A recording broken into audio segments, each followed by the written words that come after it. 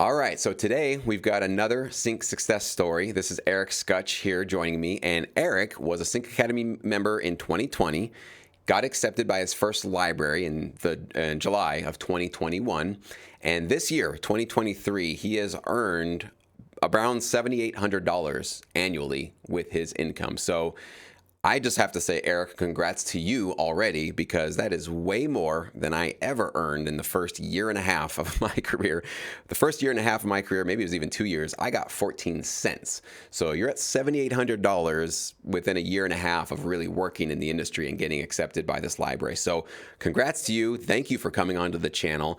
I really want to dive into your story and find out your emotional journey through this, because a lot of people watching this are probably where you were in 2020, maybe even in 2021, where you're first getting accepted into a library, you're first putting together your tracks.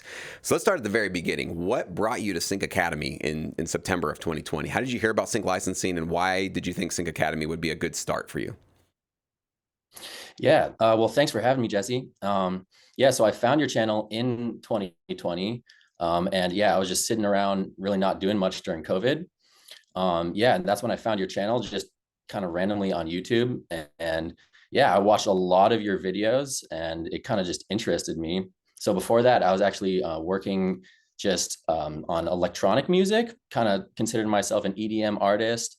And I was kind of trying to do the artist thing, right? But not really big on social media. So that wasn't really taking off for me. And it was just kind of stressful for me. Something wasn't really lining up. But I'd say I'd probably been working on electronic music for around a decade at that point, and kind of hitting dead ends every which way. So I'd say, yeah, in 2020, when I found your channel, yeah, it was just like a breath of fresh air for me, because you're explaining how you don't have to do social media. And that pretty much was a big thing for me, just wanting to try that out and do music where I don't have to worry about marketing so much. So yeah, I tried out, I joined Sync Academy, which was really helpful for me. I think I watched every single video on there.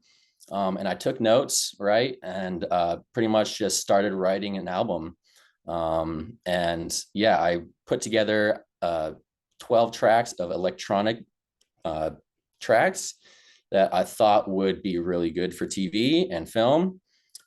So yeah, I think that took me about 4 or 5 months to complete. And around that time is, yeah, when I started pitching it to libraries, trying to get it out there. And I think I got rejected every single time. It was like 5 straight times that I got rejected.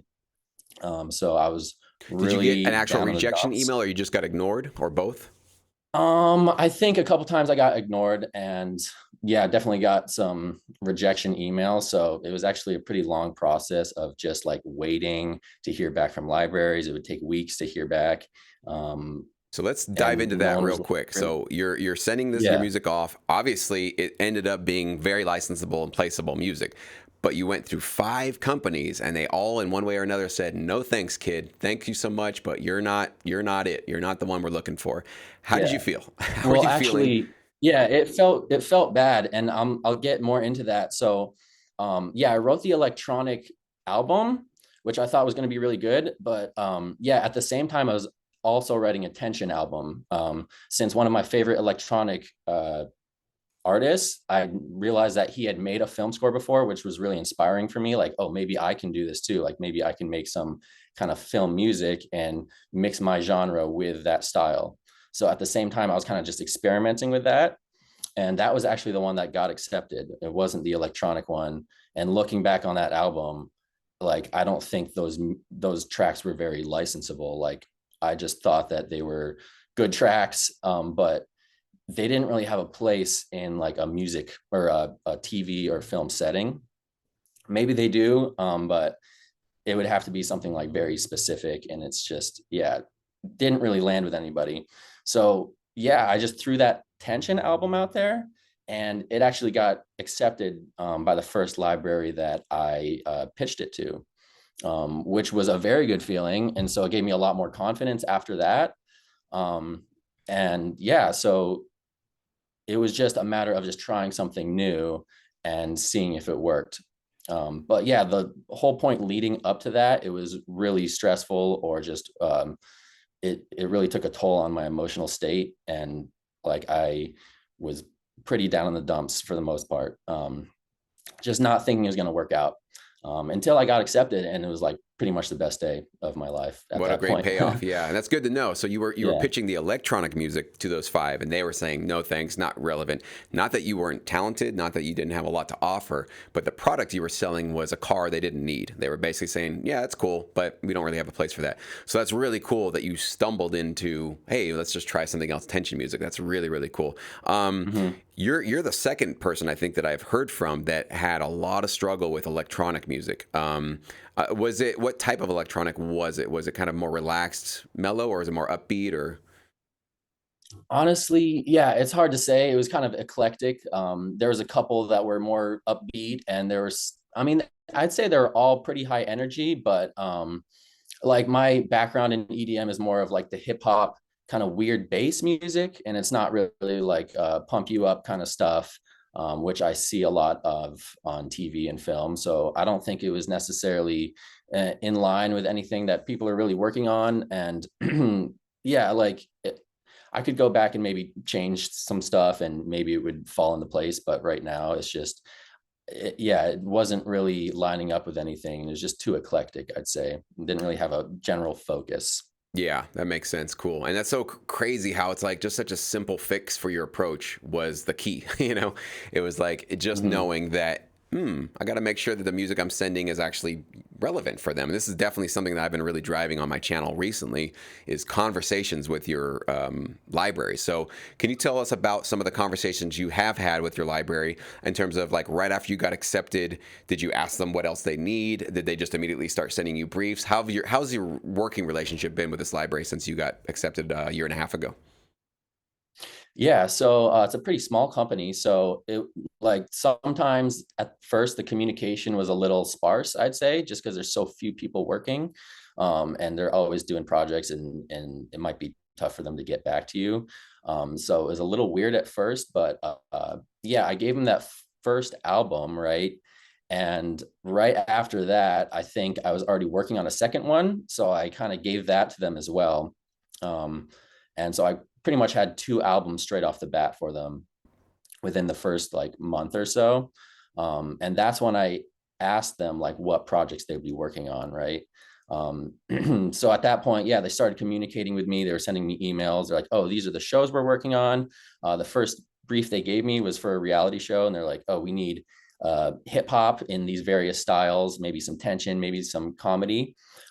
So yeah, that was really exciting, getting a brief for the first time, and then just taking 2 weeks and writing 5 tracks. So I had 5 tracks ready at the end of 2 weeks, which is pretty quick. And yeah, they were like, these are great, perfect for the show. So we'll take them. And yeah, and that's kind of what started them just giving me more briefs over and over again. And ever since then, yeah, they just kept giving me briefs, and I've pretty much just been writing like 2 or 3 tracks per week ever since then. That's amazing. And I hope everybody paid attention to that because Eric didn't wait for the library to ask him, hey, can you start sending some music? He took the initiative to say, hey guys, thanks for taking my album or albums. What are you guys working on? What's going on? What are your clients looking for? How can I be of use? How can I be of service? How can my music be relevant for what you guys are doing? So you took the time for that quick conversation, and that conversation is probably why you earned almost $8,000 this year, just for that one conversation of you being a little bit of a, the sort of the greasy wheel or the squeaky wheel gets the grease, right? So you just initiating a little bit, and you're not being annoying to these library owners by asking them these questions about how can I make your life easier? How can I make your clients happier with the music that we send them? So very smart on you for doing that. And I know in your email to me, you said you're now seeing even more placements starting to show up in your TuneSat, which is really exciting. I'm sure you're excited to see where that's going to go. But across the board for somebody watching this, and they might be at the very beginning where you were in 2020, where they're just kind of like, music's not really working for me. Maybe sync is my option.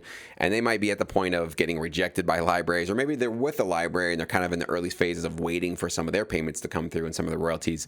What advice, what insight, what kind of encouragement could you give to anybody that is just a little bit behind the path where you are?